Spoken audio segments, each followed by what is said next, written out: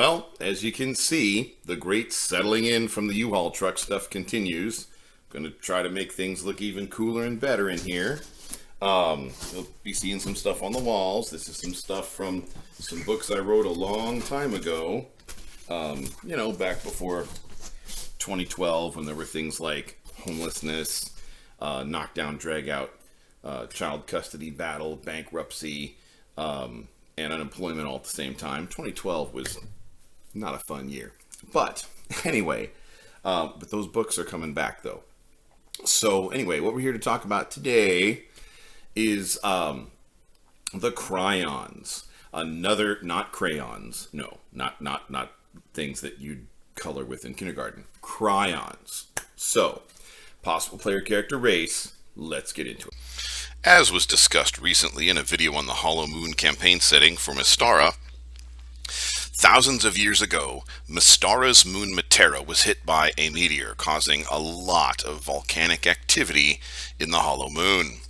This spewed a whole bunch of basalt, minerals, lava, all sorts of stuff all over the inside of the near side of the interior of the Hollow Moon. The Hollow Moon is tidally locked, just like the real-life moon is supposed to be, so that the people on Mystara only see one side of the moon, just like people on Earth only see one side of the real-life moon. So on the interior of the Hollow Moon is that continent, that map that we showed last time. Well, the rest of the surface of the Hollow Moon that didn't have all that lava spewage on it that formed the Hollow Moon map setting, the rest of the interior still its original shape, still has its original. So you're actually walking on the inside of the hollow sphere of the moon. If you're in the Crystal Barrens, they're called the Crystal Barrens, and in the Crystal Barrens, there's a race known as the Cryions. The Cryions are like white-furred bat people, but without the wings. They don't fly. They have adapted to harsh Arctic-type environments. They live in the Crystal Barrens. They have to fend off the desert ghosts. The desert ghosts are some vile nasties that inhabit the Crystal Barrens.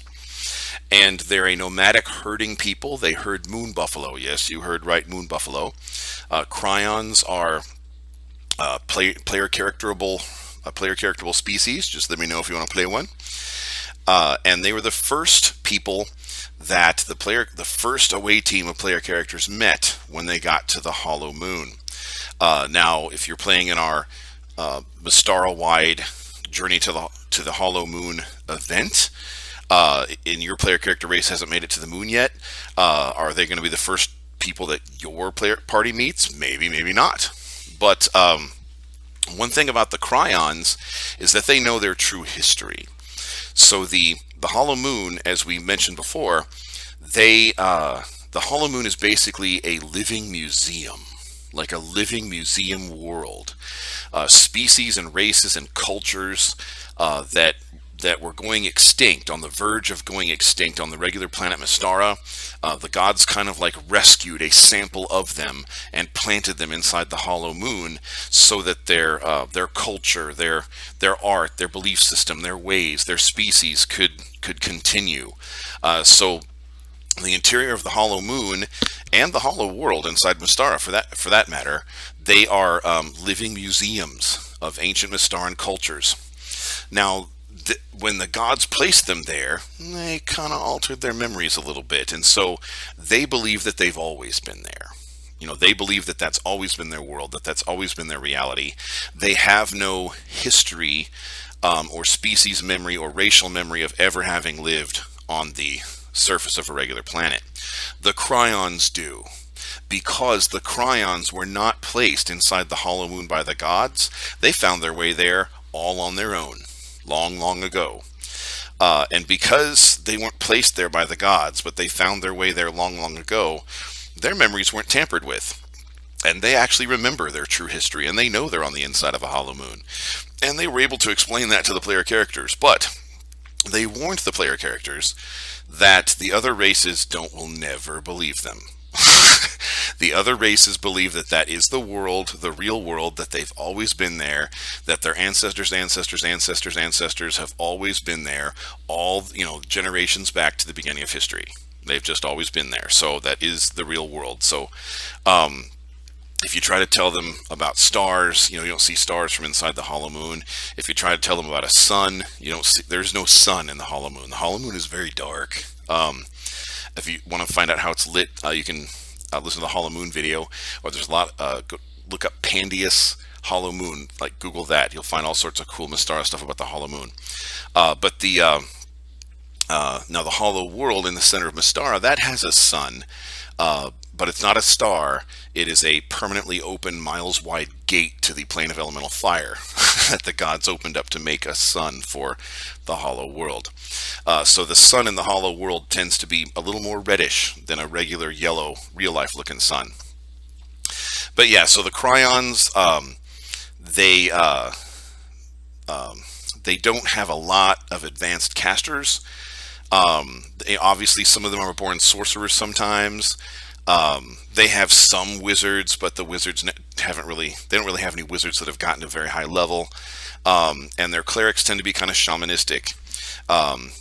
They worship Sishay, and their version of Sishay, the mainstream version of Sishay in Mystara, she's like a whale goddess, and she's like the goddess of life in the oceans.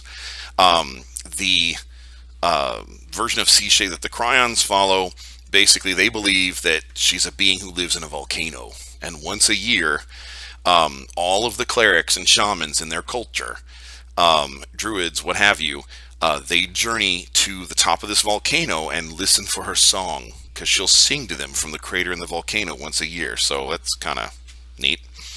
But yeah, their player character races: white furry Arctic bat people, no wings, they don't fly. They remember their true history, and those are the Cryions. So we will expand next time with more Mysteries of Mystara. So right now I'm sitting outside on a patio making D&D videos as part of what I do to get paid. I'm a professional game master, and if you're a game master and you've thought of making some money at it, you can too. We have at the Game Shop's basement a 7 days to Pro GM course that teaches in 7 lessons what took me 50 days to do, to build up my business to the point where I don't need my job anymore. So that's kind of exciting. Or maybe you just want to make a little extra money, have a little bit of a diverse income stream. That's kind of a smart thing to do these days with the world being all crazy. Or you might want something that you can work from home without having to go anywhere. Well, check into Pro DMing. So at GameShopsBasement.com, at the top of the webpage, we've got a banner that will take you to a page where you can learn more information about the 7 days to Pro GM course.